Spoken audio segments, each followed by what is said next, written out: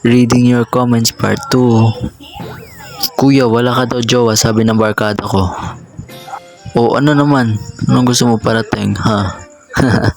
Joke lang, bawal ako sa mga ganyan, bossing. Allergic pa ako sa mga ganyan. Napindot ko follow, adapa kasi ako eh. Masakit ba, boss? Pero salamat pare. Thank you sa pag-follow. Kuya, na-follow na kita, aga. Di thank you. O ba may kasalanan? Joke lang. Hi kuya, bakla ka ba talaga? Ay po, kupal ka ba boss? Kupal, hindi ako bakla kupal. Baka gusto mo magkaabutan tayo dito. Ha? Kupal ka ba? Kuya, sigma ka nga. Paano ba yun? Lakasan mo boses mo. Gusto mo malakas boses ko? Ha? Ano ba gusto mo? Malakas boses? Ay hala, kupal ka talaga boss. Pag di mo ako pinansin, nega ka at bakla ka.